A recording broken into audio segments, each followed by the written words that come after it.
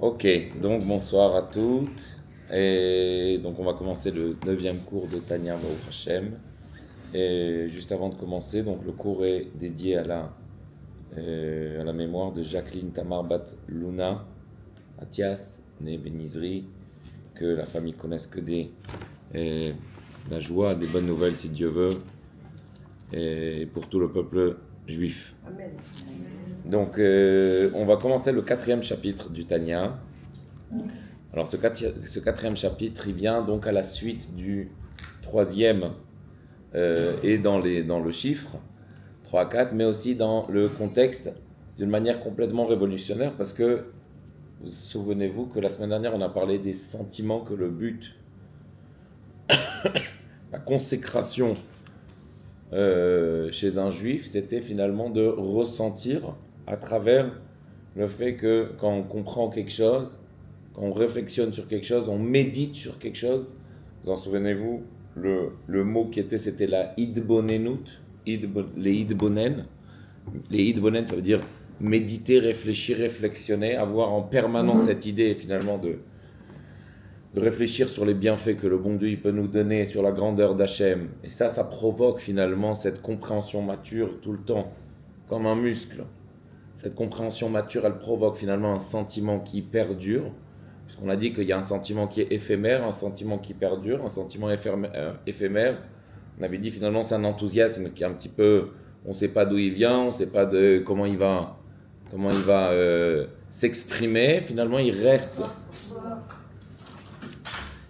d'une manière éphémère parce que il n'a pas de socle, il n'a pas d'outils. Comment elle va, la dame? Yvette, Oui. bon, Hachem, beaucoup Elle mieux. vient pas? Je crois pas. Mais ça va grâce à Dieu, bon, Hachem. Ça va fois Shlema si Dieu veut. Et donc il n'a pas ce sentiment éphémère, il n'a pas d'emprise avec une compréhension mature de telle manière que ça vient par... comment on peut avoir un sentiment comme ça d'enthousiasme ou d'amour, c'est où on va danser, où on a rigolé, où on a passé un bon moment, et finalement après ce bon moment-là, après cette rigolade ou après cette danse autour d'un feu, on se réveille le matin et on a perdu ce sentiment-là, on a perdu cet enthousiasme. Pourquoi ? Parce que finalement, c'est un sentiment qui va et qui vient, qui a pas de socle, véritablement de fondement, de maturité intellectuelle. Et là, le but donc du troisième chapitre, c'était finalement de comprendre que si on vit finalement tout le temps avec cette réflexion intellectuelle, de tout le temps méditer, se rappeler les bienfaits que le bon Dieu fait dans le monde, la grandeur d'Hachem, la providence divine dans chaque seconde, chaque instant, dans le monde entier, que le bon Dieu il est là et qui dirige son monde et que de la meilleure manière, de la meilleure version, il emmène ce monde-là, même si des fois il y a des choses qui nous sont cachées, qui ne nous sont pas compréhensibles rationnellement, mais lui d'une manière irrationnelle, euh, il dirige son monde, il le guide. Et donc, en fait, finalement, quand on fait cette réflexion à travers l'étude, à travers nos expériences, à travers les cadeaux qu'Hachem nous fait, le fait qu'on se réveille le matin, que au Hachem la santé tout va bien, et que on va détailler dans notre tête finalement cette grandeur d'Hachem, ces bienfaits qu'il nous fait personnellement et collectivement, on arrive à avoir un sentiment qui va perdurer, un amour de Dieu, une crainte de Dieu. Et donc on va renforcer finalement notre foi, notre confiance en Dieu. Et ça c'est quelque chose de très important. La foi et la confiance, c'est pas quelque chose qu'on a d'une manière héréditaire, d'une manière dévoilée, mais c'est quelque chose qu'il faut tout le temps travailler, Et donc là, dans le quatrième chapitre, il va complètement retourner les choses. Et là, pourquoi il va complètement retourner les choses ? Parce qu'il va dire finalement que un juif, c'est vrai, il y a le sechel, l'intellect, il y a les midot, les sentiments, mais c'est pas ça le plus important. C'est une consécration de ressentir Hachem, d'avoir un dévouement pour Hachem, de donner sa vie pour Dieu, comme on l'a vu tout au long de notre histoire, les grands personnages de notre histoire, Moshe Rabbeinu, Yoshua Binoun, Rabbi Shimon Bar Yochai, Rabbi Akiva, tous les grands rabbins de la Mishnah, les gens qui sont... Mais Hanaï, c'est cet enfant. Mais le sentiment ici, c'est pas la consécration. Pourquoi c'est pas la consécration? C'est la foi. Non. Le judaïsme, c'est pas une religion de sentiment, c'est une religion d'action. Et là, on va voir comment ça s'embrique en fait finalement avec ces sentiments-là, l'action, comment on jauge les deux, qu'est-ce qui est finalement qu'est-ce qui est au départ, qu'est-ce qui est à l'arrivée, comment on fait pour avoir les deux. Finalement, un juif ne peut pas être un juif du cœur. S'il a un juif du cœur, ben ça s'estompe et à la fin finalement ça dévie sur d'autres choses. Bon, finalement, la religion, le judaïsme n'est pas sa priorité. Et il peut en arriver même à une personne qui a un juif du cœur, par exemple, où l'action finalement n'est pas très présente chez lui, il peut en arriver à avoir des réflexions qui sont complètement anti-Dieu, qui sont complètement contraires de tout ce que la religion valorise. Mais il se sent profondément juif, on va le voir de suite. Alors, en quoi tu te sens profondément juif? On ne sait pas. Mais c'est vrai qu'il y a une étincelle, il y a quelque chose, je me sens juif. Maintenant, de mettre les filles, non, c'est pas pour moi. De faire Shabbat, non, c'est trop arriéré. La cache-route, laisse-moi tranquille. Moi, je veux kiffer dans les restaurants, je veux trucs, je veux ci, je veux ça, me prends pas la tête avec. Alors, en quoi tu es juif? Et là, il y a une très belle expression qu'on dit finalement, où on va pas reprendre les philosophes, mais on va reprendre la chassidoute qui dit que quand je pense, j'existe. Mais quand je fais, là c'est Hachem qui existe. C'est Hachem qui existe. Quand je pense, j'existe. Pourquoi? Parce que quand je pense, qui c'est qui vit finalement? C'est l'expression de moi-même. Je pense, je parle, je m'exprime. J'ai des sentiments, j'ai un enthousiasme, je rigole, je m'exprime. Là, c'est moi. Mais ça reste très, très abstrait. Quand est-ce que le bon Dieu, finalement, il existe dans ma vie? C'est quand là, je fais. Et quand on fait, des fois, on n'a pas envie de faire. Mais on le fait quand même. Et donc là, c'est pas moi qui m'exprime. C'est pas moi qui existe. Là, je fais rentrer le bon Dieu qui existe. Ok? Et donc là, on va le voir, en fait, c'est le cours de ce soir, qui est complètement révolutionnaire avec ce qu'on a dit la semaine dernière, puisqu'on a dit que le sentiment, c'est une consécration. Certes, c'est une consécration.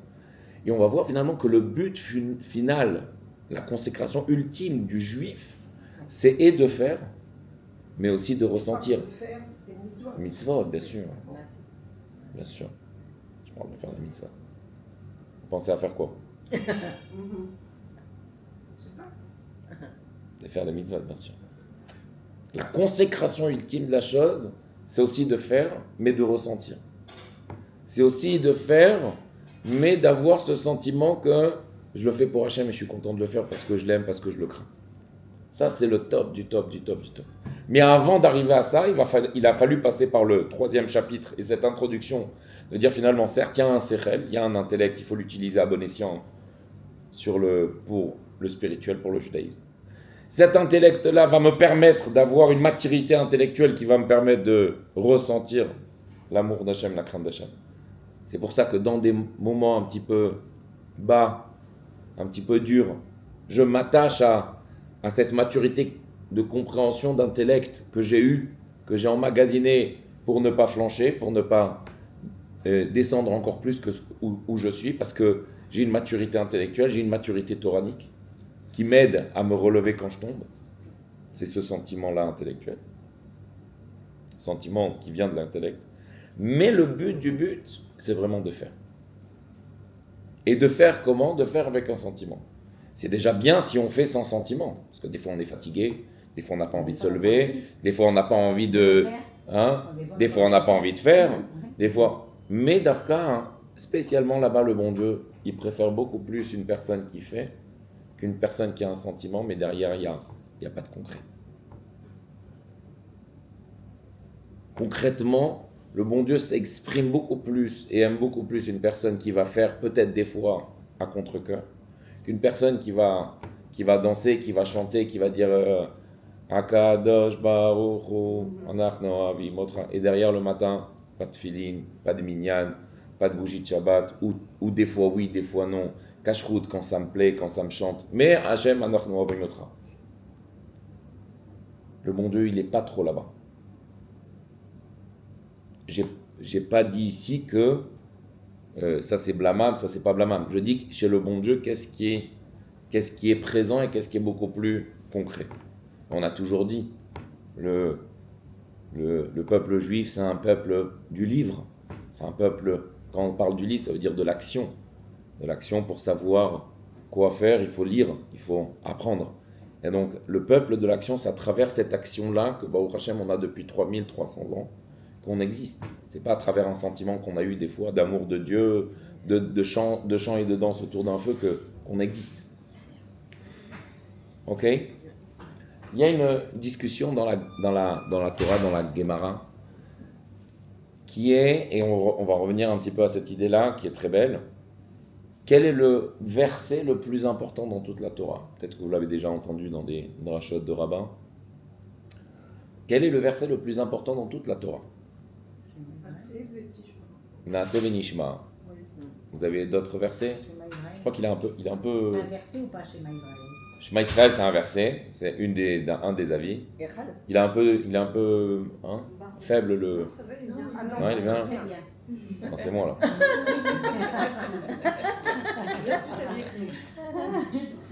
Le premier avis dans la Gemara va dire le verset le plus important, c'est évident.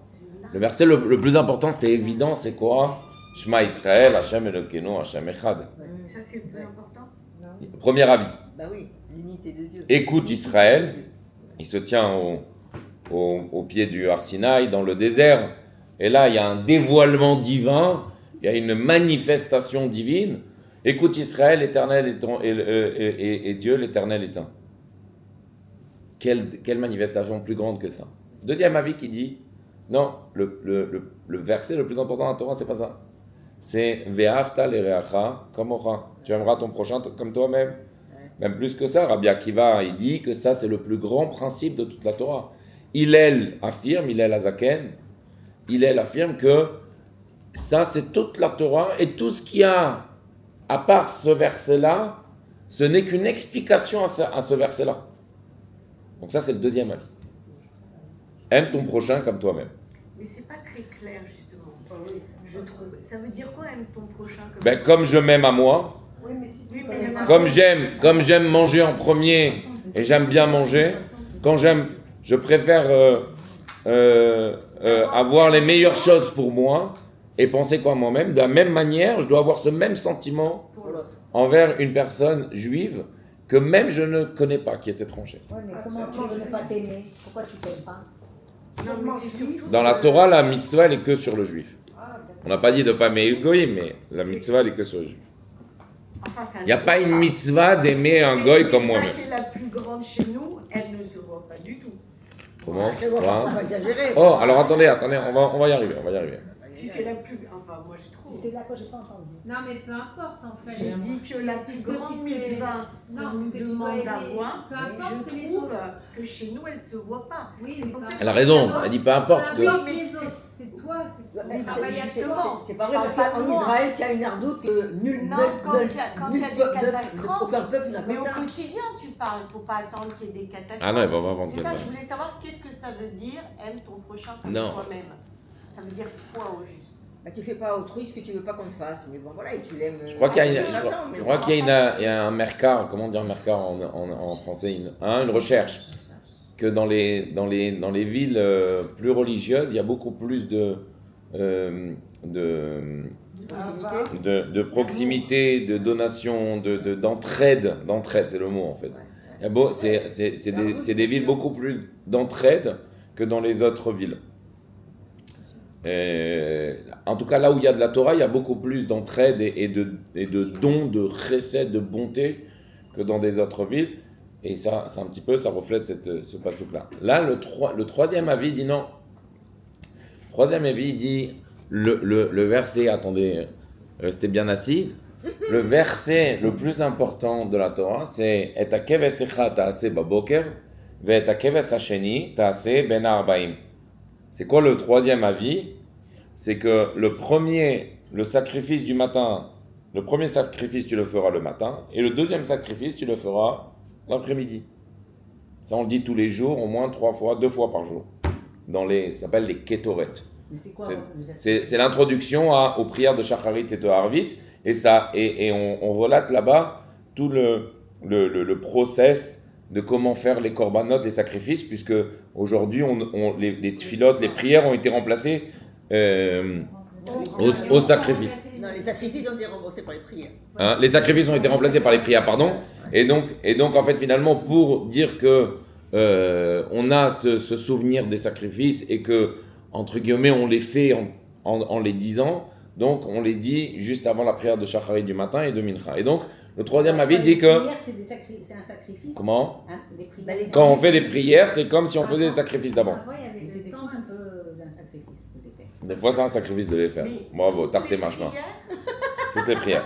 quelles que soient les prières. Je l'ai fait. Quelles que soient les prières. C'est comme si on donnait un sacrifice, c'est comme si on donnait une bête qui m'appartient dans ma propriété et qu'on l'a donnée à Hachem.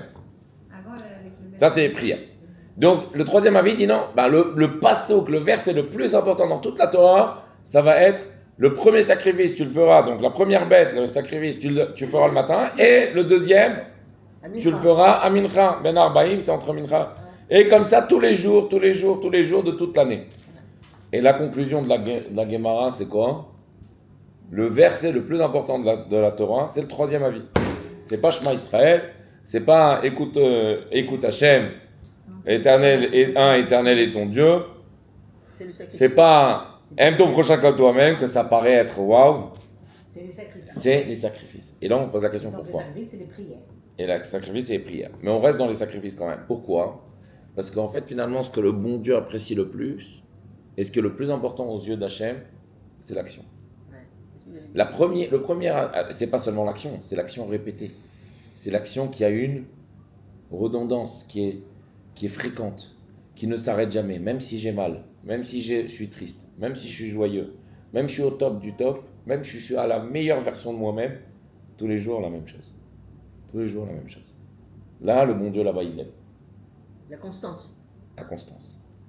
Maintenant, regardez, Simoulev, les deux premiers avis, c'est des mitzvot, c'est des commandements qui tiennent du sentiment. Shema Israël, Hashem Elokeinu, Hashem Echad, il y a quoi à faire? Il n'y a rien à faire. Ve'afta l'eracha kamocha, aime ton prochain comme toi-même, c'est un sentiment. Il faut que tu arrives à créer un sentiment chez toi, que de la même manière que tu t'aimes à toi-même, t'aimes l'étranger juif, ou même celui qui est à côté. Comment? C'est dans les actes. Oui, mais c'est d'abord, comment on s'exprime dans les actes? C'est parce que j'ai d'abord un sentiment qui a une emprise très mature chez moi pour que j'arrive à un acte. L'acte, il ne vient que si je ressens un amour envers mon prochain. Le troisième, on n'a pas besoin d'avoir de sentiments, on n'a pas besoin d'avoir d'amour, on n'a pas besoin d'avoir de crainte, on n'a pas besoin de rien du tout. C'est le même Kohen ou c'est un autre Kohen qui va prendre le korban, qu'il soit malade ou pas malade, qu'il soit bien dans sa tête ou pas bien dans sa tête, qui va prendre ce korban, il va l'emmener sur l'autel, il va le brûler là-bas, et là-bas, le bon Dieu, c'est le plus heureux qui existe. Et pourquoi? En fait, finalement, la question de ce soir, et c'est une question qui est existentielle, révolutionnaire, c'est finalement en quoi l'action est beaucoup plus importante au sentiment. Et pourquoi le sentiment avec l'intellect ensemble, qui sont copains tous les deux. En tout cas, il faut essayer qu'il le soit, il ne remplace pas l'action.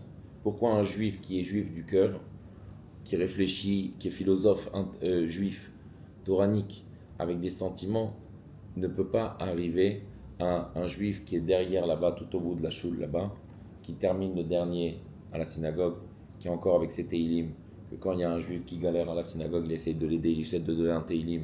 Quand il y a une mitzvah, une toute petite mitzvah, qu'on ne le voit même pas, c'est lui le premier qui va aller, qui va courir pour la réaliser. Quand il y a besoin d'eux, quand il y a besoin de si, un homme d'action. Pourquoi Dafka, le bon Dieu, il apprécie plus l'action que le sentiment? Ça, c'est la question de ce soir. Et il ne faut surtout pas vous tromper. Que c'est pas parce qu'on n'a que le sentiment, on a très peu d'action, que c'est pas bien. Ou parce qu'on n'a que l'action, on n'a pas le sentiment, c'est pas bien aussi. On essaye d'avoir les deux. Mais en tout cas, ce que le bon Dieu veut le plus, c'est l'action. dans n'importe quelle, dans n'importe quelle condition. Ok? Jusque-là, c'est bon? C'est parce que Hachem, il veut qu'on réalise ces mitzvot, en fin de compte, sur la terre. C'est-à-dire dans le tarton. Il Oui, veut qu'on réalise dans le concret, concrètement. C'est par les mitzvot. D'accord, mais en fin de pourquoi? compte, C'est ça la question. Alors avant de réfléchir sur le pourquoi, il faut comprendre le quoi. Qu'est-ce qu'on doit faire ici? Qu'est-ce qu'on doit faire? Il y a un quoi, il y a un pourquoi. C'est quoi le quoi? Parce Le que quoi, sentiment, c'est- c'est intérieur, mais c'est pas réel, quoi. Alors qu'une action. C'est un élément de réponse, c'est pas mal ce que vous dites. Le quoi, c'est quoi le quoi? Il y a le ma, il y a le lama.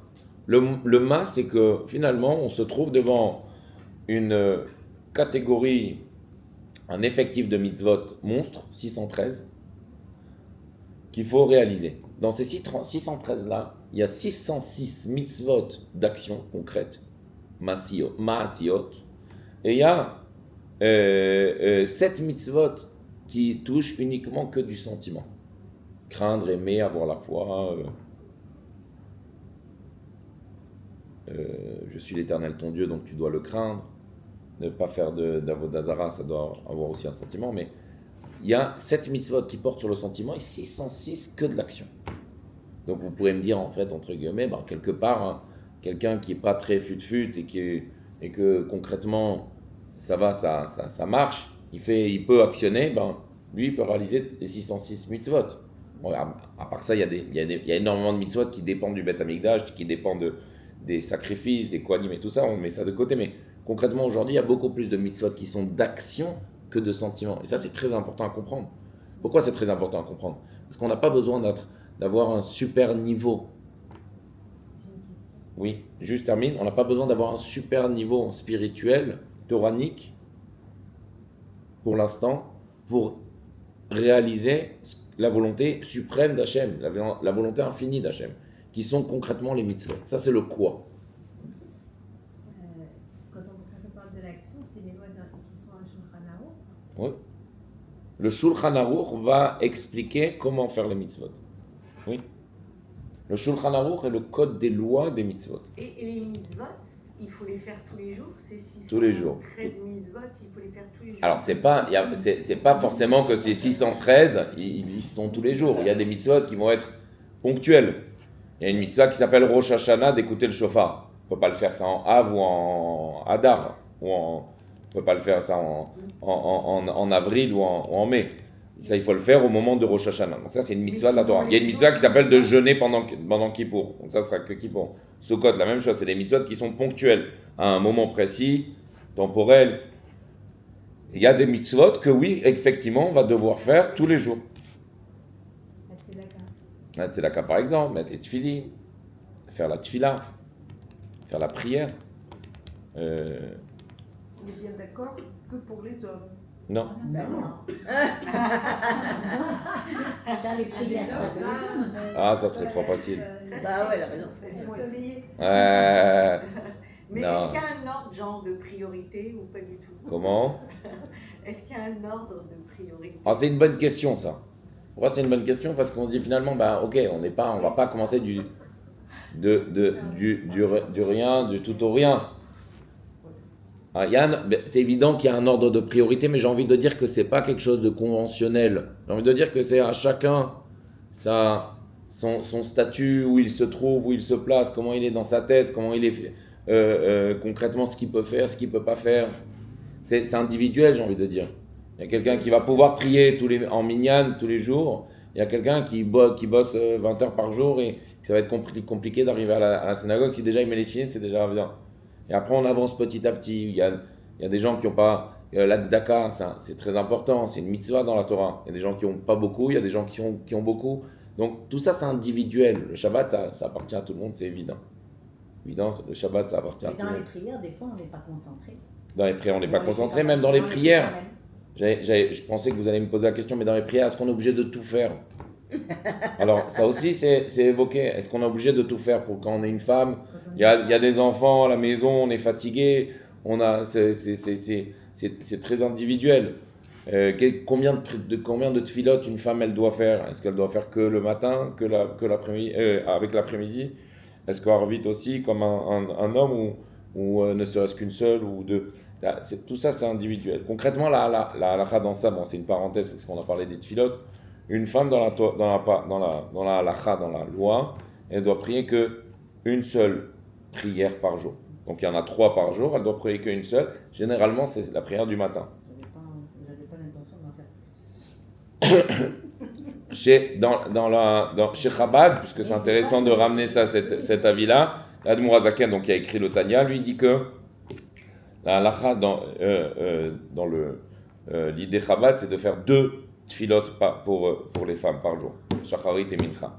Arvit, non, Arvit c'est un autre. Arvit, concrètement, les femmes elles touchent pas. Mais Shacharit et Mincha de prier. Donc ça, encore une fois, après c'est comment on le ressent, comment on avance, c'est très individuel. Il faut parler avec sa rabbinite ou son rab et savoir comment avancer pour progressivement arriver au plus possible de mitzvot. Là est le but en fait finalement. Mais ok, c'est bon jusque-là? Oui. Ok, donc on continue dans le cours. Et si on n'est pas concentré, mais qu'on les fait quand même? C'est ça tout le cours. C'est qu'il faut mieux le faire même si vous n'êtes pas concentré. Le but c'est de le faire et d'être concentré. Mais même si vous n'êtes pas concentré, c'est Non, mais je suis concentré, et puis je me spade, et puis je me. Ouais, mais toujours comme tout le monde, ne vous inquiétez pas. Tous. Il y a une petite blagounette qu'on fait dans le monde un peu religieux, c'est marqué Elev Arechev, Elev Asosim, Anachno Veshem Hashem. Que les goyim, ils ont besoin d'une calèche et de chevaux pour se déplacer. Alors on pose la question, et nous, les juifs, on n'a pas besoin de calèche et de chevaux pour se déplacer? On se dit non, pourquoi? Parce qu'un juif, il suffit qu'il prenne un sidour et qu'il commence sa tfila de Hamida, et il est déjà à Paris, il est à New York, il est parti à ci, il est parti à là. Juste, nous on avait Hachem, juste on ouvre le sidour et on part à droite, on part à gauche. Qu'est-ce que j'ai fait hier? La facture d'aujourd'hui, la facture de demain. Ah, c'est une petite blague. C'est-à-dire que chacun, quand on ouvre le sidour, malheureusement, la concentration, c'est quelque chose de très important, de très dur. Mais encore une fois, c'est jusqu'à combien on vit la chose. Jusqu'à combien on s'est positionné avant la tfila pour dire maintenant, ok, je me trouve devant le roi des rois, je vais prier, je vais demander, je vais le louer, je vais le glorifier.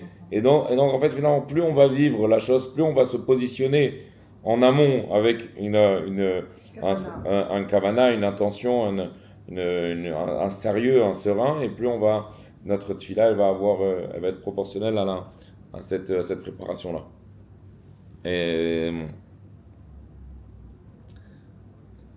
Alors, quelle est l'importance finalement de la halakha? Quelle est l'importance des mitzvot de la halakha? Il faut comprendre que dans la Torah, tout est complet. Il y a tout de complet. Il n'y a pas vous savez, la Havdil. Bon.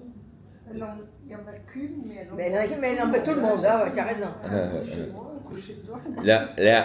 Les Havdil dans les autres religions, vous allez voir que dans les autres religions, il y a généralement quelque chose qui remonte beaucoup plus à la surface que. Alors, dans d'autres religions, ça va être par exemple, peut-être ça va être la méditation. On ne va pas faire appel à l'action, pas du tout. Ça va être plus se connecter le plus possible avec la méditation, avec le spirituel, que l'âme soit connectée complètement avec le spirituel. Il y en a une, ça va être le sentiment. Il y en a une, ça va être. Et dans la Torah, vous allez voir que finalement, on peut pas faire l'un sans l'autre. Tout est complet. On a besoin de l'intellect, on a besoin des sentiments, et on a besoin aussi de l'action. Alors, la halakha, c'est quoi finalement? La halakha, c'est une expression de la volonté que le bon Dieu ici a voulu sur cette terre-là, qu'il a créée en dernier. Finalement, ça, c'est le but divin ultime de toute la création d'Hachem, parce qu'il n'a pas créé que ce monde-là, il a créé d'autres mondes spirituels, il a créé d'autres univers, mais ce monde-là, c'est son but ultime. Pourquoi? D'où on le sait? On le sait parce que le premier verset dans la Torah, c'est « Au commencement, Dieu créa le ciel et la terre ». Et de ce verset-là, les commentaires ont compris et ont déduit que ce monde-là, même s'il y a Mars, même il y a Jupiter, même si on essaie de trouver de la vie dans ce monde-là, le bon Dieu, il a voulu qu'il y ait un but spirituel divin ultime. Et que sa maison, sa demeure, ici-bas, soit ici et pas dans notre planète et dans d'autres mondes spirituels. Ok? Pour cela, il a mis des codes. Ces codes-là, c'est des codes où finalement la personne elle va devoir s'exprimer dans ces codes-là pour exprimer la volonté d'Hachem. Et que ça ne suffit pas de penser, ça ne suffit pas de ressentir, mais il faut aussi actionner pour exprimer la volonté de Dieu. De la même manière que quand vous prenez un père avec son enfant, un fils, il ne suffit pas de dire que ça c'est mon père, ça c'est mon père, ça c'est mon père, ça c'est mon père, et que j'aime mon père. Mais le père aussi veut avoir aussi des actes d'amour, ce qui est complètement naturel, il n'y a rien de bien. Et donc finalement, ces actes-là vont permettre au père de développer, de faire fonctionner tout le temps cet amour qui est inné, mais qui s'exprime, cet amour-là, c'est l'expression de l'amour envers le père et le fils. De la même manière, le bon Dieu aussi. Et donc ça va s'exprimer. Vous allez me dire, voilà, maintenant il y a des mitzvot. Ok, mais comment on fait ces mitzvot-là? Ça, c'est la halakha. Et c'est pour ça que la halakha, finalement, est une chose sine qua non avec la vie d'un juif. Parce que sans la loi, le code de la loi juive, ce qui s'appelle le Shulchan Aruch ou le Kitzur Shulchan Aruch, comme on pourrait avoir à la maison, sans ça, on peut pas savoir comment s'exprimer, on ne peut pas savoir comment fonctionner, on ne peut pas savoir comment réaliser ce que Hachem il demande. Alors des fois, c'est vrai, ça va être très très très détaillé. Il y a tellement de choses. Tellement de choses. Et le bon Dieu en est conscient de ça, qu'il y a tellement de choses. Et je pense que même les grands rabbins et même les grands ne savent pas tout, puisque c'est tellement grand, tellement infini, qu'on essaie de faire le maximum, et avec une certaine maturité des choses, oui, de ne pas tout faire, après à la fin on lâche, mais d'avancer en bonne et due forme. Donc la halakha, finalement, ça va être l'expression de la volonté divine. C'est très important, pourquoi? Parce que si on arrive dans la halakha en disant oui, ça il faut faire, ça il ne faut pas faire, ok, donc on commence bête et méchant, finalement on arrive à un moment dans notre vie, on dit mais pourquoi je fais tout ça finalement? Je sais pas, ça me paraît c'est plein de contraintes en fait. C'est plein de contraintes, c'est plein de... Des fois j'ai envie de faire, on me dit non, on me reproche, non il faut faire ci, il faut faire comme ça. Et en fait finalement le problème d'une personne comme ça, c'est que le départ il n'est pas bon. C'est qu'en fait finalement à travers la halakha, à travers la mitzvah, en fait j'exprime ici la volonté d'Hachem. C'est pas à travers autre chose, c'est pas à travers le sentiment que je peux avoir d'amour ou de crainte, ou dans le cœur je suis juif, ou ça va, ça suffit que mes parents ils sont arrêtés là, donc moi je m'arrête aussi là, mes parents ils faisaient comme ça, donc maintenant moi je fais comme ça. Non, il y a une expression de la volonté divine. En quoi maintenant le bon Dieu, il me fait confiance et il m'a mis sur terre. Et donc la halakha, c'est très important de comprendre que c'est l'expression divine. L'expression divine. Et donc là c'est beaucoup plus facile. Je dois faire ci, je dois faire ça. C'est vrai, c'est détaillé. Mais je sais que dans chaque détail, il y a une expression divine. Je ne sais pas si vous connaissez cette parabole qui est très sympa. Je pense que je l'avais dit ici ou à la choule, mais comme cette fameuse petite fille qui n'avait pas de contact avec son grand-père qui était parti dans un autre pays. Donc le seul contact qu'ils avaient, c'était le mail familial hebdomadaire. Vous connaissez ? Non. Et donc ils avaient ce mail familial hebdomadaire. Et donc dans ce mail-là, qu'ils envoyaient donc au grand-père, bon, il s'appelait et tout, mais à part ça, il y avait un mail un petit peu où c'était la réunion familiale.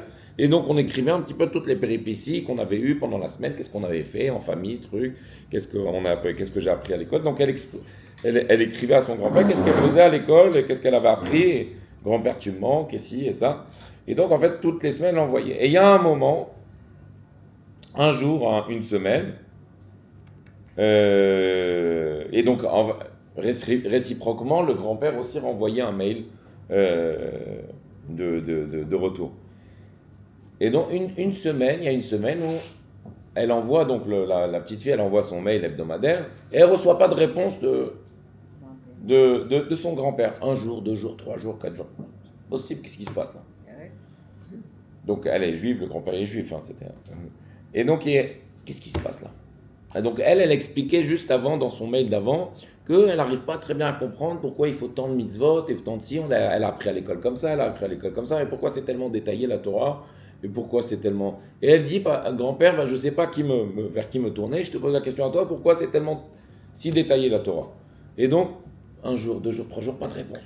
Elle attend la semaine d'après, elle envoie son mail et elle dit, grand-père, je comprends pas, je t'ai posé plein de questions et tu n'as pas répondu. Et là, de suite après, le grand-père, il renvoie, si, j'ai reçu ton mail et je t'ai répondu. Et j'ai fait une très très très grande dissertation pour t'expliquer exactement que tu comprennes à ton intellect, à ton niveau, à toi, de petite fille et tout ça, un texte qui est très très long. Mais le problème, c'est que dans l'adresse mail, quand j'ai écrit ton adresse entre le Gmail et le com, eh ben, j'ai pas mis le point. C'est pas parvenu. Et j'ai essayé, le mail il part pas, et il part pas, et j'ai essayé de... Et donc là, j'ai compris que le deuxième mail aujourd'hui, donc de cette semaine, il fallait que je mette le point entre Gmail et le com. Et finalement, toute cette dissertation que je t'ai fait, tout ce long discours, avec des arguments, avec une introduction, un développement, une conclusion, tout ça, c'est pas parti parce qu'il manquait un seul point. Et ce mail-là d'aujourd'hui, il a 2-3 phrases, mais j'ai mis le point, le mail, il est parti. Ben ça, c'est toute la Torah. En fait, ce détail qui va nous déranger, des fois qu'on va penser comme une contrainte, c'est ce détail-là que le bon Dieu, il attend. Pourquoi ce détail-là, le bon Dieu, il apprend? Parce que dans chaque détail, dans chaque point, dans chaque virgule de concrétisation de la volonté d'Hachem, c'est-à-dire dans la halakha, là-bas, il y a véritablement la connexion entre le juif et le bon Dieu. C'est comme un Wi-Fi, en fait, finalement. Que si on oublie un détail, la connexion, elle est pas tellement... je vais faire Shabbat, mais il y a des choses qui vont pas me plaire, donc je vais les mettre de côté. Alors, il va y avoir une connexion, mais des fois, ça va passer, des fois, ça va pas passer.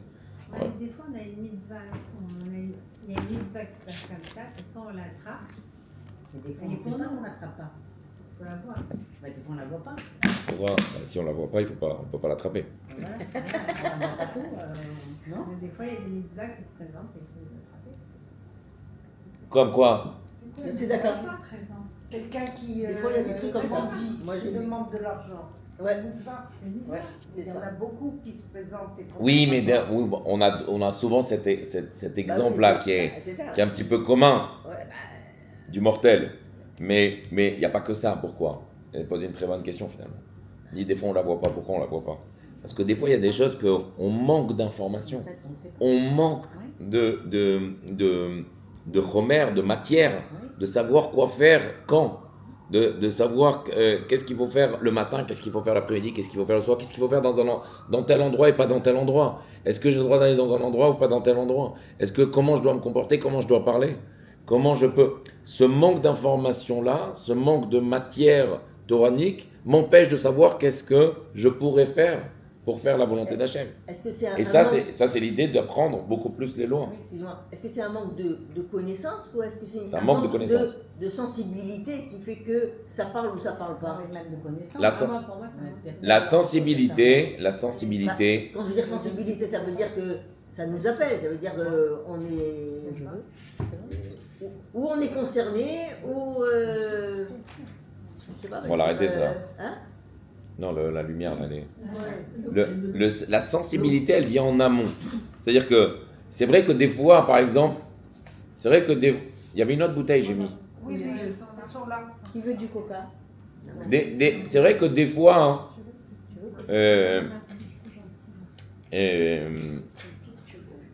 quand on apprend les lois, par exemple, je vais vous raconter, je ne sais pas, le respect des parents, par exemple. Quand vous allez apprendre les lois du respect des parents, il y a des phrases, il y a des lois qui vont nous toucher et qui vont nous sensibiliser à les faire. Oui. Ok? Mais pourquoi ça nous sensibilise spécialement dans le respect des parents? Parce que c'est rationnel. Parce que je comprends qu'il faut respecter les parents. Mais dans le Shabbat, il y a des phrases où peut-être des fois on est sensibilisé, des fois on n'est pas sensibilisé parce que c'est très technique, c'est très terre à terre. Il faut trier, il ne faut pas trier dans l'assiette, il ne faut pas porter, il ne faut pas ci, il ne faut pas ça. C'est très technique. Quand je comprends qu'il y a des lois qui sont rationnelles, qui sont du social, oui, ça me sensibilise tout seul. Ok, vous lisez que quelqu'un qui respecte ses parents, il a longue vie. Ou quelqu'un qui respecte ses parents, c'est comme respecter la shrina, la présence divine. Ça sensibilise, on a envie de le faire. Comment? Il y a plein de lois qu'on ne connaît pas. Mais il y a des choses qui sont très techniques, où là, finalement, la sensibilité, je ne peux pas l'apprendre, j'ai envie de dire, au fur et à mesure, mais il faut que j'ai en amont, déjà, un bagage de j'ai envie de faire parce que le bon Dieu, c'est important pour moi, ça m'intéresse, j'ai envie de tout faire, j'ai envie de faire au détail près parce que je sais que là-bas il se dévoile, là-bas il s'exprime. Donc il y a cette sensibilité qui vient en amont avant le côté très terre-à-terre des lois, du code de loi, du code du Shulchan Aruch. Et ça finalement c'est la chassidoute qui vient un petit peu mettre du sel, des épices dans le plat qui est fade et qui est sans goût. Quand je mets du goût, finalement, là, j'ai beaucoup plus d'entrain à le manger parce qu'il y a du goût. Quand il est fade, presque, j'ai pas envie de le toucher. Alors que c'est le plat, il est le même. Qu'est-ce que j'ai rajouté? Quelque chose que je vois même pas, du sel. Mais ça fait toute la différence. Mais là, c'est un petit peu cette idée-là. C'est que la Torah, en fait, finalement, sans la chassidoute et sans cet esprit de sensibilité, de savoir pourquoi je le fais, ça, c'est ça, en fait, finalement, qui va m'aider à même faire le détail que je pensais pas faire. Parce que ce détail, il me dérangeait avant. Maintenant que je sais que c'est l'expression du bon Dieu et la connexion avec le bon Dieu, il se trouve même dans le détail, ça me parle et j'ai envie de faire le détail. Donc là, on a vu le quoi, la halakha. Maintenant, pourquoi finalement l'action, elle est beaucoup plus grande que le sentiment? Ok? Et là, on va rentrer dans le 4e chapitre. Le 4e chapitre, tenez-vous bien, le 4e chapitre, il va parler des levushim, des vêtements de l'âme. Ok? On a un corps et on a une âme, une neshama. Ok? Cette âme-là, pour qu'elle s'exprime, alors le corps sans l'âme, il peut pas fonctionner. Comprenez que la Havdil, Alfei, Lo Alenu, Alafechad, quelqu'un qui est niftar, il a un corps, mais il s'exprime pas. Il n'arrive pas à regarder, il n'arrive pas à entendre, il n'arrive pas à toucher, il n'arrive pas à bouger. Pourquoi? Parce qu'il y a une âme qui est dedans, qui le fait vivre et qui le vivifie. Donc cette âme-là, comment elle s'exprime? Elle a 3 vêtements de l'âme. Écoutez bien pourquoi j'ai dit 3 vêtements. Cette âme-là, elle va s'exprimer par la pensée, la parole et l'action. Pensée, parole, action. Je pense, je parle et je fais. Ça, c'est les vêtements de l'âme. Sans ça, il n'y a pas d'expression de l'âme. Est-ce que vous êtes d'accord avec moi ou vous réfutez ce... Ouais. On a appris. Ok? Pensée, parole et action. Pensée, parole, action. Ces pensées, paroles, actions, on va les appeler tous les 3 l'expression de l'âme qui va finalement me permettre de faire des actions. On va l'appeler l'action, les 3. Ok? Maintenant, vous allez me poser la question, qu'est-ce qui fait l'intellect et le sentiment? C'est dedans ou pas dedans? Je suis perdu complètement. Non. L'âme aussi, il a un intellect et il a des sentiments. Mais ça n'a rien à voir. Pourquoi ça n'a rien à voir? Si, c'est à voir. C'est qu'en fait, finalement, à travers l'intellect et le sentiment, ça va me permettre de démarrer pensée, parole et action. Mais moi, je dirais les vêtements de l'âme, c'est que les pensées, les paroles. Parce que l'action, on ne sait pas si on l'a fait ou pas. C'est la finalité. Oui, mais est-ce qu'elle est dans l'âme? Non, moi, je parle d'une manière très théorique. Pensée, parole, action, c'est les vêtements de l'âme. Oui, mais des fois, l'action, elle n'y est pas. Des fois, l'action, elle n'y est pas, mais c'est quand même un vêtement de l'âme. C'est quand même un vêtement de l'âme. Ce qui vient, en fait, finalement, l'intellect et les sentiments, qui est les trois forces de l'âme intellectuelle, et il y a 7 forces de l'âme qui sont des sentiments sentimentaux. Ça, ce sont finalement l'introduction à l'expression de l'âme qui sont des vêtements de l'âme, pensée, parole et action. Ça se corse? C'est bon, vous êtes avec moi? Ok. 7 et 3, c'est les... 7 et 3, c'est les 10 forces qu'on a, les 10 sphères, les 10 forces, voilà, 10 forces de l'âme. Et après cela, il y a 3 vêtements. Ces 3 vêtements-là, ça va être l'expression de l'âme. Pourquoi je dis les vêtements? Pourquoi je dis l'expression? Parce qu'une personne quand il est chez lui à la maison, il peut faire il peut mettre ce qu'il veut, il peut s'habiller comme il veut. Mais quand il sort dehors, il va mettre des vêtements que la personne elle-même va vouloir qui va lui permettre de avoir une connexion, une communication avec les autres personnes qui l'entourent dehors, à l'extérieur, selon la manière de comment il va vouloir qu'on lui parle, ou il va vouloir qu'on rentre en contact avec lui. Et ça va dépendre des vêtements que l'on porte. Je n'aurai pas le même dialogue ou relation avec un policier qu'avec une personne qui se trouve dans la lambda, dans la rue et qui marche sur le trottoir. Parce qu'un policier, de par son vêtement, me permet de comprendre qu'il a en fonction et que c'est une personne de la loi et qu'il faut lui parler comme ça, il faut s'exprimer comme ça, il faut faire comme ça. Généralement, on a peur du policier. Et qu'une personne dans la rue, généralement, de par sa manière, comment il est vêtu, on va avoir aussi une manière de s'exprimer. Quand on va voir un rabbin, on va pas parler de la même manière qu'on va voir une copine ou un copain. Ou vice-versa, quand je vais voir je sais pas moi, un médecin, je vais pas lui parler de la même manière que je vais voir un rabbin. Et ce qui fait ça, c'est finalement le vêtement qui va me faire comprendre la fonction, l'extérieur de la personne, qui va me faire comprendre finalement l'intérieur. Le paraître me fait comprendre l'être. Ok ? Et ça, c'est l'expression de l'âme, on arrive de suite, de pensée, parole, action. De la même manière que comment je vais parler, vous allez comprendre de quel... on peut comprendre énormément de choses uniquement que du parler de la personne ou de l'action de la personne.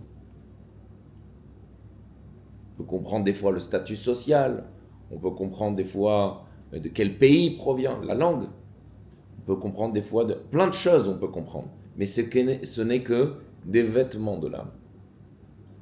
Oui ? Ça c'est bien. Seulement il y a un autre côté, il y a des qualités dans les vêtements. Donc en fonction, par exemple, si j'ai envie de bien m'habiller, c'est que j'ai envie de paraître quelqu'un d'honorable, de classe, d'avoir un certain respect pour les gens et que vice-versa, que les gens ont du respect pour moi.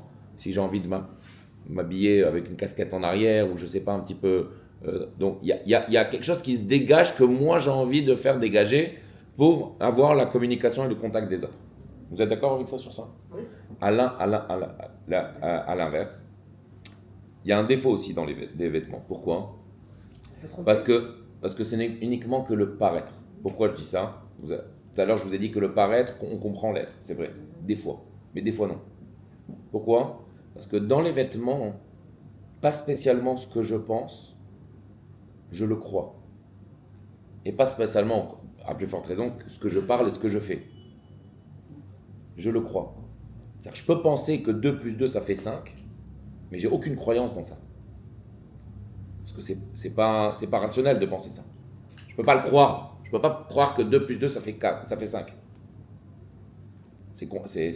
Mais je peux le penser. Ok ? De la même manière, une personne, par exemple, qui va vouloir s'habiller, il a un mariage, il va bien s'habiller. Ok ? Pourquoi il s'habille bien ? Parce qu'il veut montrer à l'extérieur qu'il est bien. Mais dans sa tête, il est complètement en dépression, il est KO, il a mal à la tête, il n'est pas bien. Donc en fait, il y a un vêtement qui laisse le paraître de dire finalement il y a un paraître qui est bien, qui est assez avenant, mais d'une manière très très intérieure, d'une manière de l'être lui-même, c'est complètement deux personnes complètement différentes. Il peut s'habiller très classe et penser en fait finalement que mais qu'est-ce que je fais ? J'ai pas envie du tout de m'habiller comme ça. Mais quelque part il est obligé de par la situation, de par l'expérience, de par le fait qui est en train de se passer. Donc en fait finalement le vêtement ça va être ici l'expression de l'âme, mais ça ne veut pas dire que ça va remplacer mes sentiments. Comprenez ? C'est très important de comprendre ça. C'est très facile, mais très, très important de comprendre ça. Donc en fait, il va y avoir une expression des sentiments, mais en aucun cas, ça peut remplacer les sentiments. C'est-à-dire, je peux dire quelque chose, comme Yaakov et Esav, par exemple. Prenez le cas de Yaakov et Esav. Yaakov, il vient, il est menacé, Esav, il arrive avec 400 guerriers, ils veulent le tuer, ils veulent le massacrer. Qu'est-ce qu'il fait ? Yaakov, il réfléchit. Bon, après, il y a la guerre avec le lange.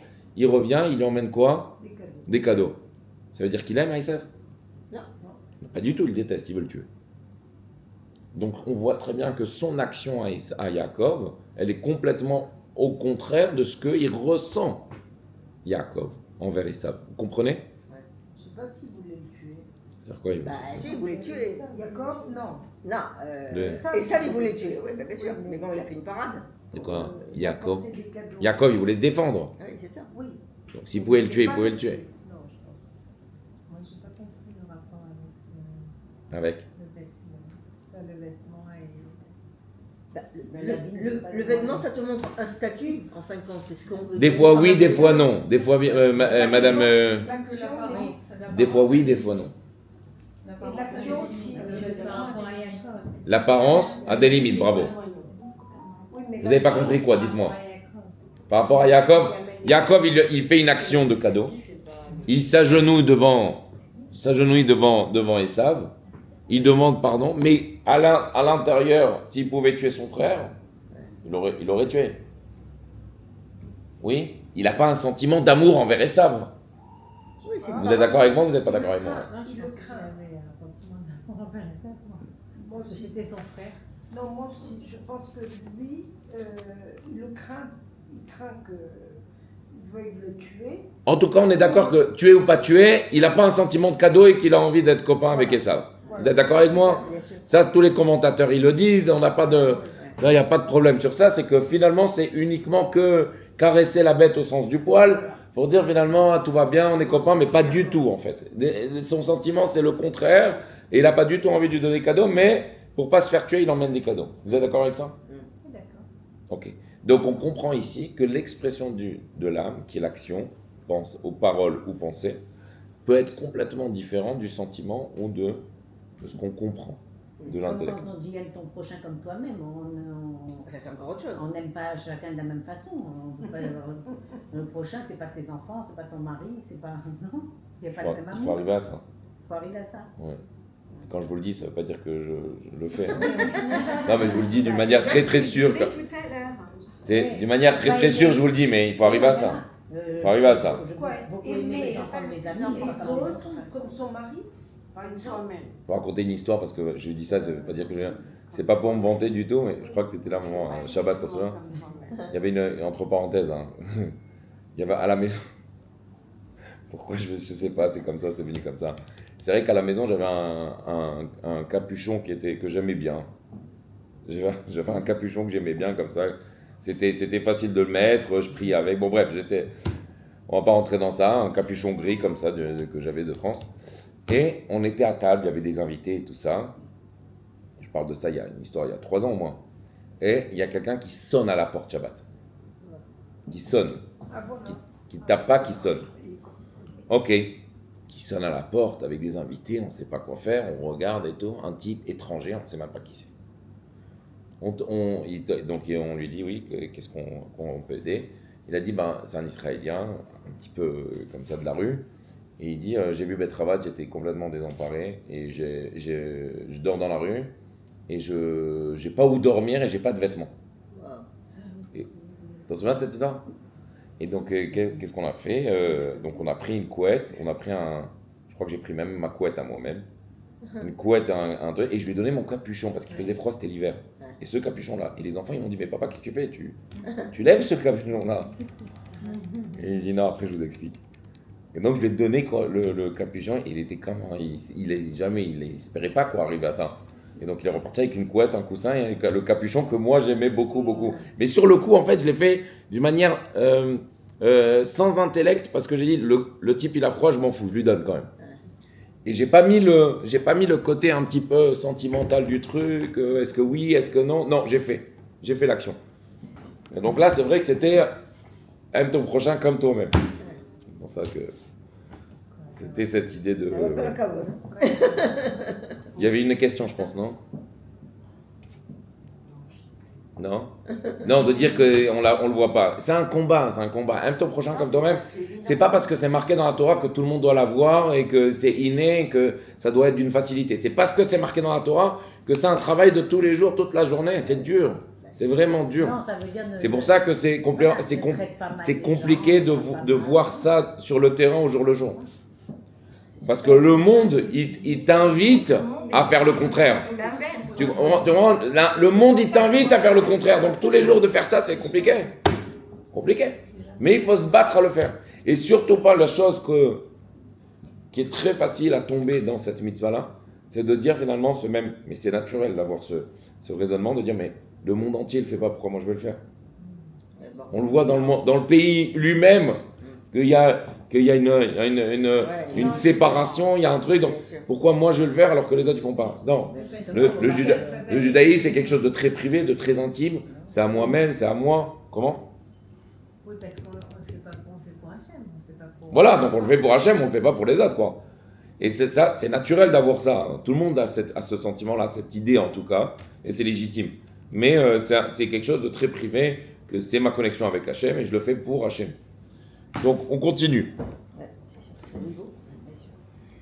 Donc on est arrivé donc à Yaakov et Esav, et je voulais vous raconter, mais on a combien là? Wow.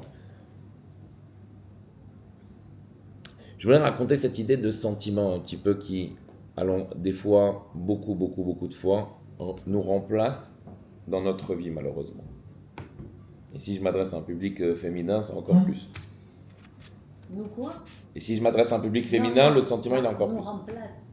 Que le sentiment remplace énormément l'action des fois. Ah oui. Énormément. Dire ça va, le bon Dieu il me connaît, il me pardonne. Il y a énormément ce côté sentimental qu'on veut mettre absolument dans notre vie spirituelle et divine, le contact qu'on a avec Hachem, et qui remplace des fois l'action. Alors j'ai pris quelques... Qui empêche. Qui remplace. J'ai écrit quelques exemples, je vais vous le dire tout à l'heure, mais je vais vous dire un petit peu en introduction une histoire qui se passe dans la Torah et qui est assez étrange. On n'arrive pas très bien à la déchiffrer et on va essayer de le faire ça en 2-3 minutes. Il y a cette histoire de Nadav et Avihu, les enfants de Aaron Cohen. On est le premier Nissan. Tout le monde est d'une joie infinie, un cadre extraordinaire. On va commencer à inaugurer le tabernacle. Alors, imaginez-vous quand vous êtes dans une inauguration de Sefer Torah. C'est sublime, c'est magnifique, tout le monde est en joie, tout le monde rigole, tout le monde... Alors imaginez-vous l'inauguration du tabernacle avec des millions, le peuple juif, il vient de recevoir la Torah, ils sont sous extasie. Et donc en fait, qu'est-ce qui se passe? Le bon Dieu, il appelle pas uniquement Moshe et Aaron, le bon Dieu, il veut appeler aussi les enfants d'Aaron. Pourquoi? Bah, très simple explication, c'est parce que eux, ils vont prendre la suite de Aaron à Cohen. Aaron qui est le grand prêtre, qui est le grand Cohen. Eux, ils vont prendre Nadav et Avihu, ils vont prendre la suite de Aaron à Cohen. Donc il faut savoir qu'est-ce qui va se passer dans cet endroit le plus saint du monde. Ok? Nadav et Avihu, c'est pas des petites personnes. Pas du tout. Même l'expression, le Moshe dit que pourquoi tu m'as pris à moi alors que tu as Nadav et Avihu? Alors que Nadav et Avihu, c'était des grands monsieur. Seulement le problème chez eux, c'est que c'était des gens qui étaient anti-système, pas mariés, pas d'enfants. Anti-système, pas mariés, pas d'enfants. Là où ils devaient être, ils n'y étaient pas. C'était un petit peu les génies, en fait, qui n'avaient pas de structure. Ok? Et le bon Dieu, il les appelle le jour même, le jour de la consécration du but ultime. Le bon Dieu, il a sa demeure dans le désert, sa demeure d'Hachem, Dira Betartonim, le tabernacle, l'inauguration. On est le premier Nissan, on arrive à Pessah, c'est waouh, on est au top du top. Et qu'est-ce qui arrive? Qu'est-ce qui se passe ce jour-là? De tambourins, de musique, de chants, de danse, de nourriture. Nadav et Avihu, il meurt. Mais il meurt dans une situation qui n'est pas compréhensible. Ils arrivent dedans dans le tabernacle, dans le Saint des Saints. Le bon Dieu, il prend leur âme, on prend les corps et c'est fini. Et Aaron, il se tait. Et on pose la question, c'est qui ces deux bonhommes-là? C'est des fous, quoi. L'inauguration du tabernacle doit être sérieux, serein. Il faut savoir exactement, détail près, qu'est-ce qu'il faut faire, qu'est-ce qu'il ne faut pas faire. Non, eux, qu'est-ce qu'ils sont arrivés? Ils sont arrivés chicords. Ils ont bu du vin. Et qu'est-ce qu'ils ont fait au lieu d'allumer un feu qui est normal, ils ont fait un feu étranger. Ils ont eu une envie soudaine d'allumer un feu d'eux-mêmes, sans qu'on leur... En pensant faire un grand kavod. En pensant faire le plus grand kavod. Mais un feu d'eux-mêmes qui n'était pas du tout commandé, pas du tout dans le protocole de ce qu'il fallait faire dans l'inauguration. Rien du tout. Eux, ils ont envie de faire un feu ou dans l'endroit le plus saint des saints. Le bon Dieu, il a pris, il a extirpé l'âme, c'était fini. On a récupéré les corps. Et Aaron, il s'est tué, il a compris. C'est quoi cette histoire? C'est quoi cette histoire? des gens, des immenses, des génies de la Torah. Alors c'est vrai, anti-système, pas d'enfants, pas mariés, des grands, ils vont reprendre la suite, dans 1 an, 2 ans. Et là on s'aperçoit finalement que qu'est-ce qui a dominé chez Nadav et Avihu? Nadav et Avihu qui connaissaient toute la Torah par cœur, qui savaient très bien que ce feu-là, il n'était pas dans le protocole de l'inauguration. Mais eux, ils sont allés au-dessus des outils, des kélim, des outils intellectuels qu'ils avaient. Et qu'est-ce qui leur a fait concrétiser ça? C'est leurs sentiments. En fait, ils avaient une addiction au sentiment, au sentimental. Ils étaient tellement connectés avec Hachem, de par leur connaissance, leur savoir, leur pratique, que finalement ils ont voulu sentimentalement donner un cadeau à Hachem qui n'était pas marqué, qui ne marque nulle part, et dire ça on va le faire parce que on est addicté à la connexion avec le bon Dieu. Seulement le bon Dieu, qu'est-ce qu'il a fait? Ça c'est pas chez moi. Qu'est-ce qui est pas chez moi? Elle est au-delà de penser que la Torah c'est sentimental. De penser que la Torah, des fois on peut l'acquérir ou on peut se l'approprier parce que on a un sentiment qui paraît bien. Attends, mais on chante là, c'est magnifique, c'est extraordinaire. On est en train de danser, c'est pas beau. Viens, on danse ensemble, hommes et femmes. Viens, venez, on chante ensemble, hommes et femmes. C'est encore plus beau. Pour Dieu. Pourquoi pas? Non, c'est pas chez nous. C'est pas le sentiment d'Hachem. Le sentimental, l'addiction au sentiment. Et là, dans le feu, ils ne connaissaient pas les lois. Comment? Bien sûr qu'ils connaissaient. Ah, ils connaissaient tout. Ils connaissaient les lois qu'il fallait Ils ont dit on va donner un cadeau à Hachem. Un cadeau de nous-mêmes qui n'existe pas, qui n'est pas marqué. Ils ont fait du zèle. Du zèle. Des fois, le zèle, c'est bien si c'est marqué. Des fois, le zèle, c'est pas bien quand c'est pas marqué. Pourquoi? Parce que des fois, la personne est trop chantilly. Vous savez, c'est quoi chantilly en hébreu? C'est elle divague tellement, elle est tellement aware, là, comme il dit. Elle est tellement en connexion. Et on ne parle pas d'une petite personne, hein. On parle d'une personne qui connaît. Mais que le sentimental, il a pris le dessus sur les appuis, sur le socle intellectuel. On a envie de donner beaucoup plus. C'est un niveau. Mais des fois, ça nous arrive aussi à nous. Avec notre petitesse, sans savoir finalement, sans connaître toute la Torah comme ils le connaissaient, mais des fois ça nous arrive. Pourquoi? Des fois on a envie de faire quelque chose au bon Dieu, comme je vous ai donné cet exemple. Venez, on danse ensemble, hommes et femmes, on va prier ensemble, on va chanter ensemble, on va faire des choses, mais ça va, c'est pas grave. Regarde, on est bien là tous ensemble. Ça peut être dans ça peut être dans autre chose aussi. Et en pensant que nous on va créer d'autres vibes, on va créer d'autres effets, en fait, finalement spirituels, que le bon Dieu, peut-être qu'il n'a pas pensé dans sa Torah, parce qu'il est imité, et que ça va être sentimental, mais ça va être tellement bien, tellement beau, que ça va le faire. Mais ça ne le fait pas. Ça passe pas. Pourquoi? Parce que le sentiment, il faut le cadrer. Il faut le cadrer où? Là où le bon Dieu, il a demandé de le cadrer. Et là-bas, soit le meilleur.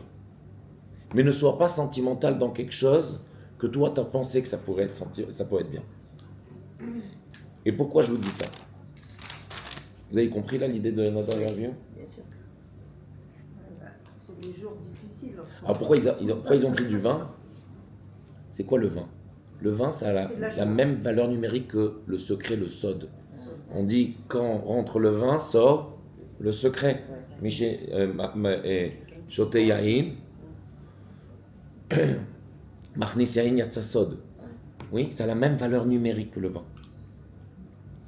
Le vin, c'est quoi l'idée du vin? L'idée du vin, c'est d'avoir une expérience de quelque chose que je n'arrive pas à voir uniquement qu'avec mon intellect. C'est ça en fait. Pourquoi je bois du vin? C'est pour être un petit peu... Désinhibé, déséquilibré, d'avoir ce côté un petit peu que je n'arrive pas à maîtriser, qui me parle, que j'apprécie. C'est-à-dire finalement de ne pas rester dans le rationnel ou dans le cadre un petit peu très terre à terre de ma vie, et j'ai envie de partir. Des fois c'est bien. Pourquoi? Des fois c'est bien parce que si on a les outils psychologique et intellectuel pour cadrer ce vin-là, c'est bien. Parce que ça peut sortir du secret. Oui, c'est pour ça que chez les chassidim, on boit du lechaim. Parce que le fait de boire du lechaim, c'est pas pour être fou et de faire des choses qui sont graves, mais c'est pour encore plus faire sortir le bon qui est en moi, l'âme divine qui est en moi, les secrets que peut-être que j'ai enfouis chez moi et qui vont sortir. C'est pour ça que chez Baba Saleh, on buvait de la machia, chez Rabbi Chaim Tayeb Lomet, on buvait de la boucha. C'est pas des choses qui sont parce que les gens ils étaient tristes dans leur vie, pas du tout. Il y a une signification spirituelle dans ça, mais quand c'est cadré, quand c'est bien cadré, quand c'est pas cadré, il faut pas boire. Mais il y a cette idée de dire finalement que le vin ici, c'est avoir cette expérience de j'ai envie de sortir un petit peu de cet équilibre-là et ça me... Et cette idée-là, on la retrouve énormément dans notre vie, sans le vin. Sans le vin. Ok? Je vous donne un exemple. Ok, on est en cours là, tout va bien, on a tout compris, Baruch Hashem. C'est beaucoup plus mature dans notre tête, on est content, on a fait un cours. Bezrat Hashem, on espère que ça va nous aider. Demain matin, on se réveille. On se dit, bon, ça va, j'ai fait le cours hier soir. Là, je suis fatigué, j'ai pas envie de faire mes brachot. Mot dernier, je l'ai oublié, mais bon, ça va, pas grave. J'ai pas envie de faire mes brachot. Quand je mange, j'ai mangé à la table de Shabbat, on a écouté des piyoutim, des chants, des trucs. Bon, je sais pas ce que j'ai là. Bon. Tu fais birkat pour moi, s'il te plaît. Ok, on a passé un bon moment. Ouais. C'est sentimental. Ouais. C'est la table de Shabbat, c'est convivial, c'est familial. Quand on arrive à l'action, non. C'est pas parce que je suis contre. C'est parce que je pense que le sentiment que j'ai eu avant, eh ben, il prend le dessus un petit peu. Ça va, il comble. Tu le fais pour moi, c'est la même chose. C'est cette idée qu'on est addicté, j'aime pas ce mot addicté, mais on est un petit peu, on est l'élève du sentimental qui est chez nous et qui nous empêche de dire non, je dois me dépasser. Ok, je sais, j'ai pas envie, je suis fatigué, il est 23h, on a bu, on a mangé, je suis éclaté. Il faut faire bien qu'à il faut remercier Hachem. Même si je sais pas lire, même si c'est en phonétique et que ça va me prendre 10 minutes. Je peux pas donner 10 minutes, même si j'ai pas envie. Je peux pas donner 10 minutes à Hachem pour te dire remercier. Même, tu sais quoi, je le fais pas en phonétique, je le fais en français. Mais au moins, l'action. L'action. Et qu'est-ce qui a pris le dessus sur l'action? C'est ce sentiment qu'il y avait juste avant. C'est ce feeling que j'ai, mais de manière inconsciente, de dire, ça va, bon, c'est sûr que le bon Dieu pardonne, parce que bon, ça va, on était bien là. On a fait Shabbat, on a fait une belle table. Il y a aussi, donc les brachot du matin, avant de manger. Ah, j'ai oublié de... Bon, ça va, c'est pas grave. Bon, de toute façon, je suis dehors et tout. Si je vais, quand les gens ils vont me voir parler tout seul, ils vont me prendre pour un fou. Alors, je vais pas faire les brachot quand même. Ou si c'est un homme, pour faire les brachot, il faut la kippa. J'ai pas la kippa, alors je vais pas... À quoi? Je vais faire les brachot sans la kippa? Non. Donc, je vais pas les faire.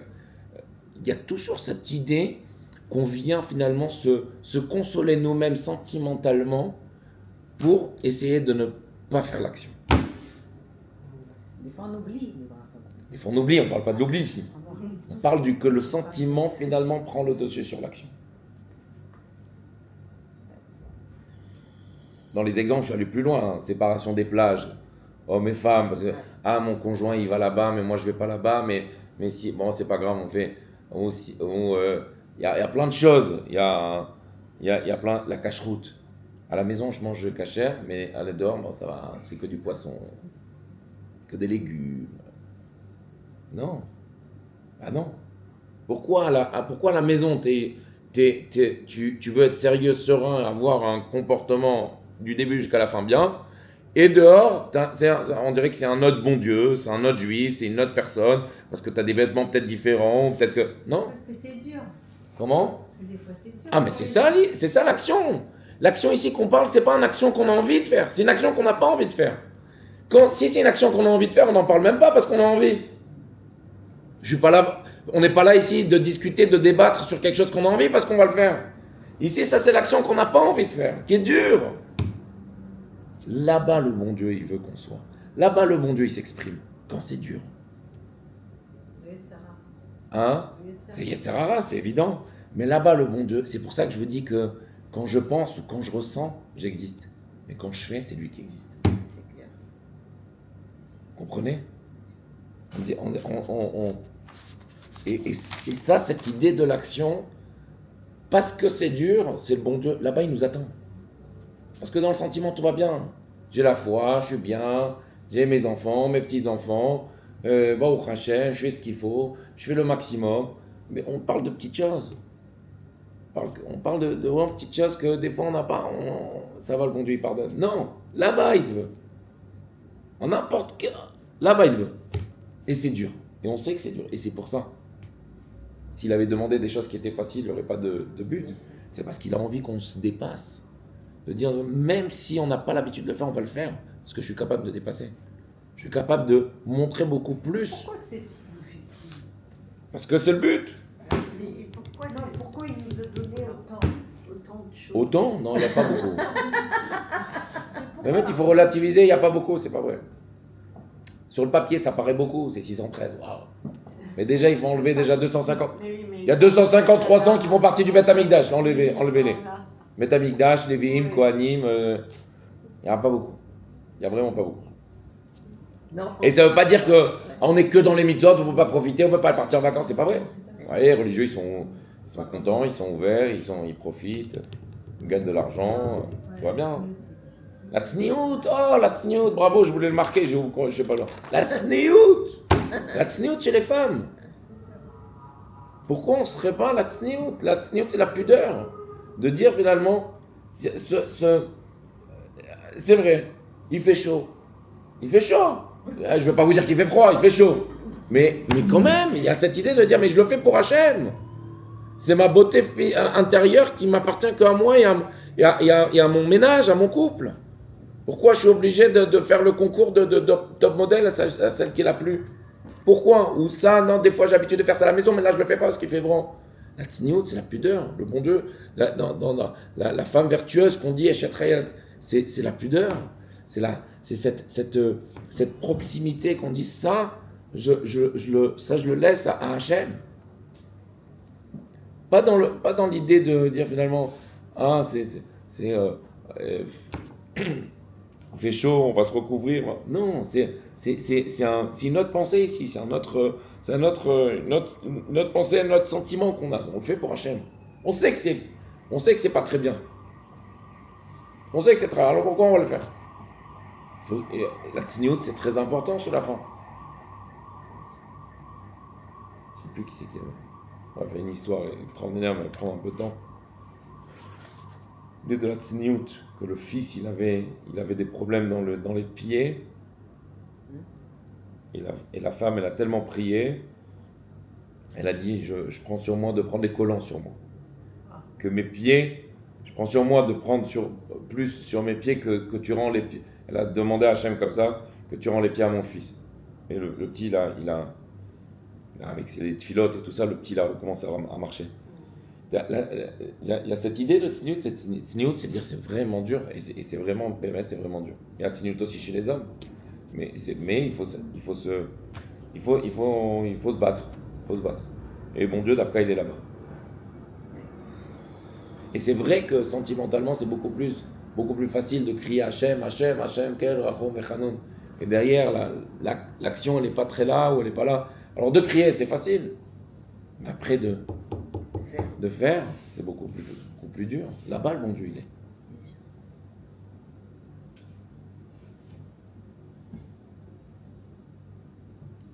Le plaisir, il est beaucoup plus dans le sentiment. Là, j'ai un plaisir. Dans l'action, pas nécessairement que j'ai un plaisir. Mais le bon Dieu, il veut pas chercher là où ton plaisir, il est. Il veut qu'à la fin, plus tu vas faire comme un muscle qui va se faire, plus à la fin, tu vas ressentir un plaisir, finalement. Parce que le fait de faire pour ton créateur, finalement, là, tu vas créer de plus en plus. C'est comme le un lien. Shabbat. C'est un lien. On était. C'est le plus beau cadeau. C'est le plus beau cadeau, mais au début, c'était dur. Au début, c'était dur. Bien sûr. Et là, plus tu vas dans le Shabbat, et plus tu remercies Bien sûr. ce cadeau magnifique, vraiment magnifique qu'on a toutes les semaines.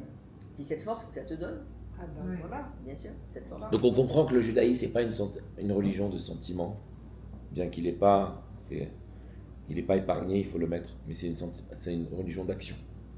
On est juif, la question c'est pas juif du cœur, mais juif en quoi?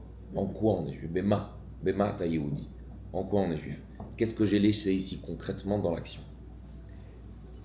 On va terminer par l'histoire de Naomi et de Ruth. Je ne sais pas si vous la connaissez. Alors, l'histoire de Naomi et de Ruth, je vais vous lire un passage. On n'a pas Rachi ici, bon, mais je veux le dire oralement. Naomi qui est la belle-mère de Ruth. Et finalement, donc, pour la résumer, donc le mari de Naomi est parti, est mort. Les enfants de Naomi sont morts et elle reste, elle, qu'avec ses, La belle-mère. avec ses belles-filles. C'est belle. Donc elle veut repartir, elle veut partir dans un endroit où... Même Naomi, je pense qu'elle a été convertie, si je ne me trompe pas. Hein? Où tu iras, j'irai. Où tu iras, j'irai. Bravo. Et donc même Naomi, je pense qu'elle est convertie. Et elle dit à Naomi, maintenant, je peux plus rien vous donner, vous êtes là, c'est vrai, vous m'aimez, je vous aime, mais il n'y a plus rien à en tirer de moi, j'ai plus de mari, j'ai plus de frère, de fils, tout le monde est mort. Je propose que vous allez partez, Moab. hein? À Moab. Et elle ira à Moab. Partez là où rejoignez vos familles, et moi j'irai sur mon chemin. Et là, hein, elle a une belle fille qui se démonte pas, qui s'appelle Ruth. Et Ruth, elle n'est pas juive. Et elle a un profond sentiment de vouloir, oui, se convertir. Ok? Et au moment où le rabbi il a parlé de l'histoire de Ruth là, qu'on va parler, c'était un moment où il y avait en Israël énormément de conversions. Vous savez, les haliotes un petit peu d'Éthiopie, de Russie. Il y avait énormément de balagan ici dans la Rabbanout, et même en Amérique. Et le rabbi a parlé de cette histoire-là pour montrer véritablement c'est quoi, puisqu'on lit Ruth à Shavuot, et c'est la fête de la conversion, puisque on s'est converti à Hachem. On est né en tant que peuple juif. C'est véritablement une conversion qu'on a passée. Allé au mikvé, on a reçu la Torah, on a été prêt à recevoir le joug divin sur nous. Donc nous-mêmes, entre guillemets, Shavuot, on s'est convertis. C'est pour ça qu'on lit l'histoire de Ruth. Et donc le rabbi a expliqué cette idée-là de Ruth. C'était quoi l'idée en fait finalement de Ruth, de la vraie conversion? C'est que la conversion, c'est pas une histoire de sentiment, c'est une histoire d'action. Regardez. Donc elles pleurèrent à nouveau tout le monde ensemble. Orpa embrassa sa belle-mère, mais Ruth s'accrocha à elle. Aussi, lui dit-elle, vois ta belle-sœur et retournez vers son peuple et vers son Dieu. Va, suis ta belle-sœur. Mais Ruth répondit, ne me force pas à te quitter, à m'en retourner et à ne pas te suivre, car partout où tu iras, j'irai. Et là où tu habiteras, j'habiterai. Et ton peuple est mon peuple, et ton Dieu est mon Dieu. Où tu mourras, je mourrai, et là je serai enterré. Que Hachem en fasse ainsi pour moi, et plus, si quoi que ce soit, hormis la mort, me sépare de toi. Très beau. On dirait un poème une déclaration d'amour d'un khatan et d'une kala. Et on voit que c'est d'une belle-mère à une belle-fille. Alors Ruth, à ce moment-là, elle n'est pas juive, elle va se convertir. Enfin, concrètement, on ne voit pas ici la conversion, qu'elle est allée, c'était pas comme ça. Elle a décidé de prendre le joug divin sur elle, et donc là, elle est devenue. Qu'est-ce qu'on est en train de voir? Rachid nous dit finalement, pourquoi elle dit, donc elle a 4 arguments. Elle a l'argument de ne me force pas à te quitter, là où tu iras, j'irai, là où tu habiteras, j'habiterai, donc le deuxième, aller, habiter. Elle lui dit après, là où tu mourras, je mourrai. Pardon, non, mon peuple est ton Dieu est mon Dieu. Et là où tu mourras, je mourrai. Il y a 4 arguments ici. C'est pas anodin. Vous comprenez, la Torah, elle est très, très, très, très précise et très détaillée, très précise dans ses mots. Rachid dit sur quoi? Pourquoi elle ramène ces 4 arguments-là? D'habiter le Dieu et mourir. Il dit que Naomi lui a dit, mais comment tu vas faire? T'es pas juive, ok? T'es pas juive. Tu sais c'est quoi le judaïsme? Le judaïsme, le premier argument que Naomi elle lui a dit, c'était, le judaïsme c'est quoi? Tu sais quoi? Pendant Shabbat, on n'a pas le droit de porter, et même on n'a pas le droit d'aller plus de 2 kilomètres du village, de la ville. Du troum, ça s'appelle, le troum. Après ces 2 kilomètres, t'as pas le droit, on ne peut plus marcher, même si on marche tout seul sans rien, on n'a plus le droit. Il y a une délimitation pendant Shabbat qu'on n'a pas le droit de faire. Alors pourquoi ici ça n'existe pas? Parce que tant qu'il y a des maisons, eh ben, il n'y a pas de délimitation. Si par exemple vous quittez un peu plus, par exemple à Eilat, si vous quittez les maisons et vous comptez 2 kilomètres, on n'a plus le droit de marcher. Même là sur la plage. Quoi, à cause du hérouf? Non, c'est autre chose ça. Ah, C'est autre chose, c'est pour le hérouf, c'est porter. Là, il y a un interdit de marcher combien que l'on souhaite. Il y a une délimitation qu'on n'a pas le droit de marcher plus que 2 km de la fin de la ville. Donc elle lui a dit, mais c'est ça Shabbat. Shabbat, tu ne peux pas marcher plus que 2 km. Il dit, à part ça, donc elle lui a dit, où tu iras, j'irai. Après, il lui a dit, mais habiter où tu habiteras? Moi, je vais aller à Moab, mais je vais devoir m'arrêter dans des endroits et je ne peux pas cohabiter avec des hommes.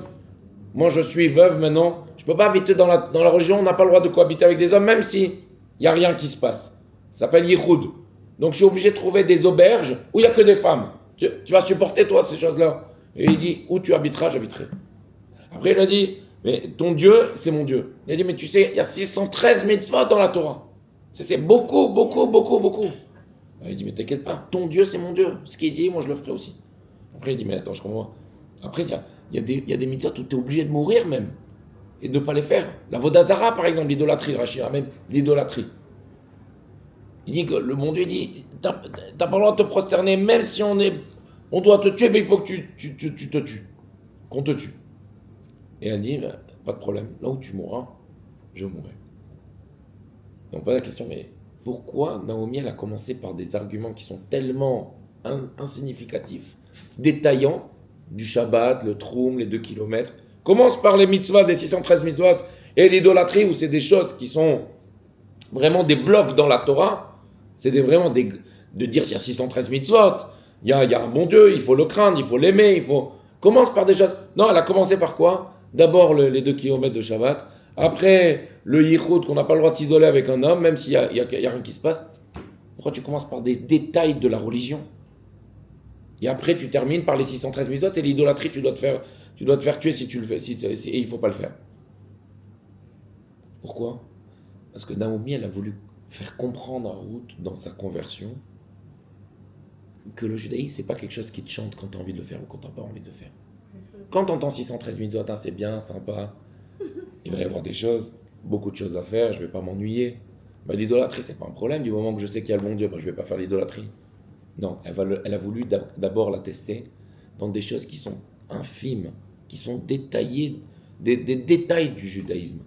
Dans une histoire de 2 kilomètres, il ne faut pas y aller, on ne peut pas aller. Avant, c'était un problème. Il fallait rester que dans la ville, on ne pouvait pas voyager. Aujourd'hui, de Tel Aviv à Natania, je peux marcher parce qu'il y a tout le temps il y a encore des maisons, donc c'est pas un problème, je peux le faire pendant le Shabbat. Mais avant, on était obligé de rester dans le village, dans la ville. Donc c'était contraignant. Mais c'est un détail, ça reste un détail quand même de la Torah. Ça reste un détail de mon judaïsme de manière générale. Elle a voulu l'attraper dans un détail de la Torah. On va dire, tu sais, c'est quoi la conversion? C'est quoi d'être juif? C'est le détail, c'est l'action. Ça fait mal des fois, il faut le faire. Tu vas pouvoir, toi? Même si tu vas pouvoir, toi, aller dans une auberge, même qu'on n'a pas trouvé d'auberge, parce qu'il y a que des femmes, peut-être qu'on va devoir dormir dans la forêt ou dans le... Pourquoi? Parce que tous les auberges, ils ont des hommes. Tu vas pouvoir le faire, toi? Est-ce que tu comprends ça rationnellement? Il n'y a pas de rationalité là. Est-ce que tu le comprends? Est-ce que tu vas pouvoir le faire? Elle a dit, où tu habiteras, j'habiterai. Donc quand elle a vu que dans les détails... Tu veux pas que j'éteigne? Ouais, il va falloir éteindre là-bas. Tiens, je sais pas où c'est. En haut, là. Ah, c'est un minuteur, c'est ça? Non, c'est pas un minuteur, il est en train de... Non. Là en haut, il y a juste à ouvrir. Ouvre le compteur. Non, la boîte, la boîte, là, voilà, c'est ici. ça. À droite, tu vois les deux. Non, en bas. Non. Celui-là, voilà, c'est tout, merci. Merci, magnifique. Et donc, elle a voulu le tester, en fait, finalement, dans les détails. Elle a voulu tester dans ce qu'ils appellent la coutume, le minag. Quelque chose d'insignifiant dans la Torah. C'est déjà là-bas, tu es prêt à être avec moi. Si déjà là-bas, on voit ta fidélité, ta fédération au judaïsme, à l'histoire, donc il n'y a pas de problème de te dire les 613 mitzvot et de te dire l'idolâtrie derrière. C'est-à-dire que finalement, malheureusement, ça dépend comment on le voit, heureusement, mais le judaïsme, c'est des détails. La Torah, c'est des détails. Le bon Dieu, c'est des détails. On ne peut pas être un juif général, global, dans la globalité. Je fais les choses globales. Non. C'est déjà bien. On n'est pas en train de blâmer. Mais le judaïsme, le bon Dieu, c'est des détails. C'est là-bas qu'il s'exprime. C'est là-bas qu'il aime. C'est que quand on est minutieux, de la même manière qu'on est minutieux avec nous-mêmes, on est minutieux dans notre travail, on est minutieux avec notre corps. Pourquoi on ne va pas être minutieux avec le bon Dieu? Il aime le détail. Et c'est pour ça que d'abord elle a attrapé, elle a voulu le tester dans le détail. Et quand elle a vu qu'elle était fidèle, même dans le détail, elle a parlé aussi des choses qui étaient beaucoup plus globales comme les 613 minutes. Donc, Bezat Hashem, on a terminé le cours. Tout ça pour dire que...